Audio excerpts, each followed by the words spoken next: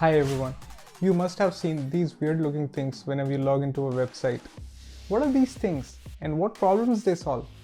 We'll discuss the same in today's video. So without further ado, let's get started.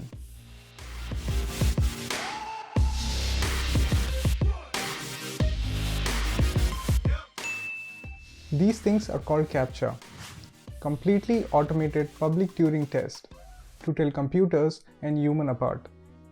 To understand CAPTCHA, we need to first understand Internet bots. Internet Robot, or simply bot, is a software application that runs automated tasks over the internet. Mostly they perform tasks which are simple and repetitive, much faster than a human could. There are several types of internet robots.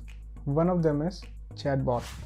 Chatbots are used to live chat a real person over the internet or a messaging application and respond to simple questions that are being asked by the customer.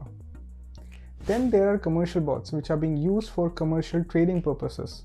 For example, Domino's developed a bot to take orders over Google Home. Companies use bots to cut down the expenses.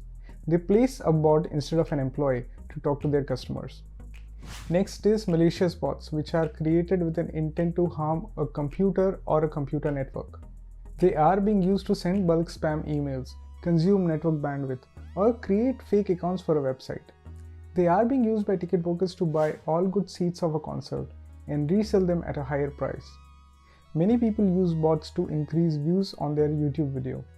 It's being used in many ways, hence it becomes very important for a website or a service to differentiate an evil bot from humans, and that's where CAPTCHA saves the day. That's why websites show you a distorted image and ask you to enter the text that is there in that image. Sometimes you would see image identification CAPTCHA, which will ask you to mark all the images with cars in them. A software application might not be able to tell if there are cars or traffic signals in an image. Let's now talk about I'm Not a Robot. It's a Google product and is called No CAPTCHA Recaptcha. Now, how does it work?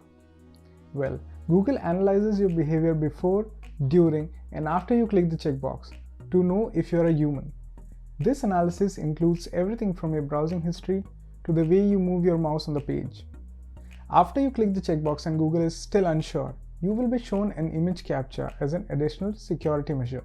This multi-step approach is necessary as computers are getting better at complex image recognition. Please let us know if you like this video and don't forget to subscribe. Thanks for watching.